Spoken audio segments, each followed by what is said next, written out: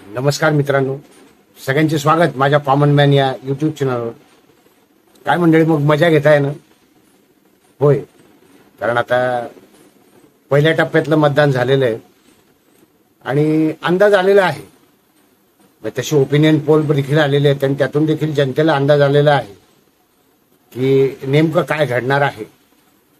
आणि गौप्यस्फोटांची मालिका सुरू झाली. मग होय, याचं कारण असं आहे की प्रत्येक पक्षाला स्वाभाविकपणे हे वाटतंच की आपल्याला जास्तीत जास्त जागा मिळायला पाहिजेत आणि मग त्या जागा मिळवण्याकरता आपली बाजू कशी योग्य आहे, आपण जे सांगतो आहे त्याला कसा संदर्भ आहे, हे सगळं स्पष्ट करण्याचा अट्टाहास सुरू आहे. आणि त्यातून मग एकमेकांवर आरोप प्रत्यारोप, हल्ला प्रतिहल्ला, धक्का, वार प्रतिवार, हे सगळं सुरू आहे. उद्धव ठाकरेंनी एक गौप्यस्फोट केला.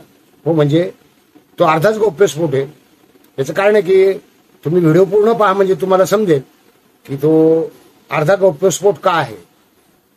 उद्धव ठाकरेंनी ज्या वेळेला अमित शहांच्या बाबतीत मला शब्द दिला होता 2.5 वर्षे मुख्यमंत्री पदाचा, आणि शिवसैनिकाला म्हणजे अर्थात शिवसेनेला, उद्धव ठाकरेंना असा नाही, शिवसेनेला पण उद्धव ठाकरे मुख्यमंत्री झाले. पुढचं सगळं महाभारत आपल्या समोर आहेच. आता उद्धव ठाकरेंनी परवा एक नवीन गौप्यस्फोट केला.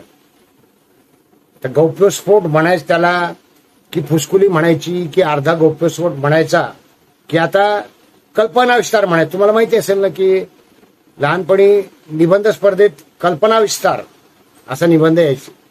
म्हणजे सूर्य उगवलाच नाही तर, सूर्य म्हणजे आपले सूर्यनारायण बरं का, कारण आदित्य हे पण एक सूर्याचं नाव आहे. सूर्यनारायणाबाबतीत सूर्य उगवलाच नाही तर,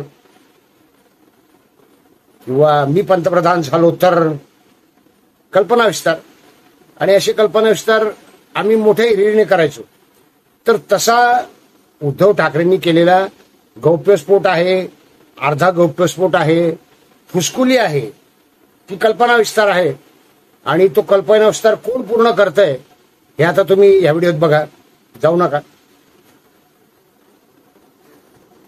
आदित्य ठाकरे यांना मुख्यमंत्री करण्याचं देवेंद्र फडणवीस यांनी सांगितलं होतं आणि आदित्य ठाकरे यांना मुख्यमंत्री करून मी दिल्लीला जाईन असं ते म्हणाले होते. वा, म्हणजे दिल्लीला जाण्याची ओढ आहेच बरं का सगळ्यांना.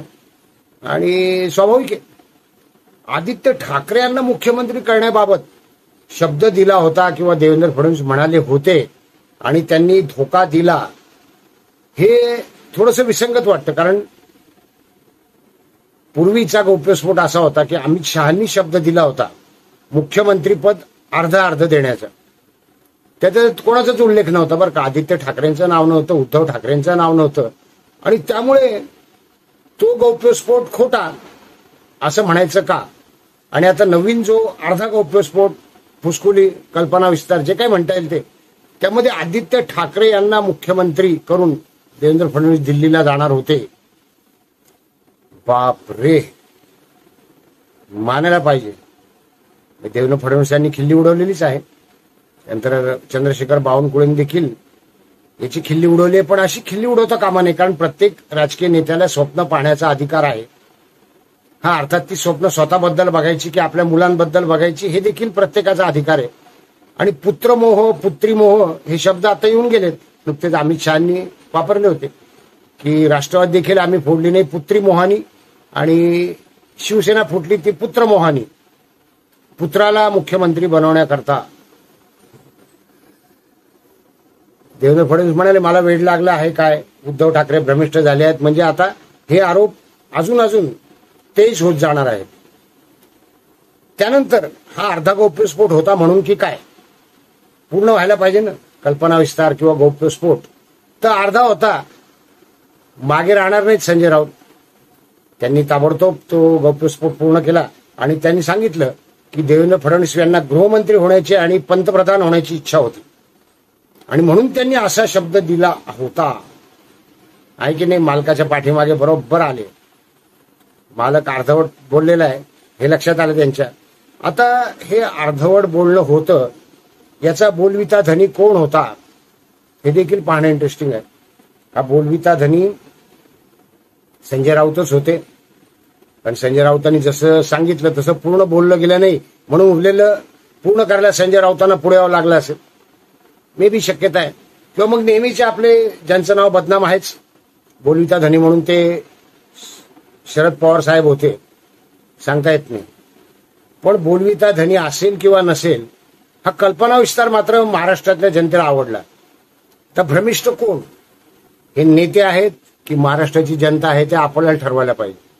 म्हणजे महाराष्ट्रातील जनतेला हे मूर्ख समजता आहेत हे स्पष्ट झालं. महाराष्ट्रातील जनतेला मूर्ख समजता आहेत आणि म्हणून ते वाटेल ते काही गौप्यस्फोट या नावाखाली खपवून देतील आणि जनता, अंधभक्त म्हणा, समर्थक म्हणा, जे कोणी असतील ते त्यांच्यावर विश्वास ठेवतील असं यांना वाटणं, हा किती मोठा ओव्हर कॉन्फिडन्स आहे. पुढे त्यांनी मोदींच्या बाबतीत तेही सांगितलंच की मोदींनीच गुजरातला जावं, सगळंच गुजरातला चाललंय. म्हणजे मराठी कार्ड आणि गुजराती कार्ड हे पण मैदानात आलेलंच आहे. अजून एक नवीन कार्ड आलेलं आहे, ते कार्ड देखील महत्वाचं आहे. निवडणूक आयोगाने शिवसेनेचे जे प्रचाराचं गाणं आहे त्याच्यामध्ये जय भवानी असा उल्लेख आहे आणि कोणीतरी तक्रार केलेली आहे. ती तक्रार केल्यावरून नोटीस पाठवली आहे. बघा, नोटीस पाठवली याचा अर्थ असा असतो, सर्वसाधारणपणे निवडणूक आयोग अशा तक्रारींची दखल घेण्यासाठी, दखल घेतली हे दाखवण्यासाठी नोटीस पाठवतात आणि त्याबाबत स्पष्टीकरण विचारतात. स्पष्टीकरण म्हणजे असा शब्द खरोखर तुमच्या गाण्यात आहे काय, त्याचं कारण आहे काय, आणि तो आयोगाचे नियम मोडणारा आहे काय तो शब्द किंवा तो प्रचारातला भाग, ते वक्तव्य. आणि तशी नोटीस आली, त्यावरून उद्धव ठाकरेंनी सुतावून स्वर्ग कसा गाठतात बघा. त्यांनी निवडणूक आयोगाने आम्हाला जय भवानी शब्द काढून टाकायला सांगितलं आहे आणि भवानी माता आमचे कुलदैवत आहे. होय, महाराष्ट्राचे, देशाचे, हिंदुत्वाचे कुलदैवत आहे.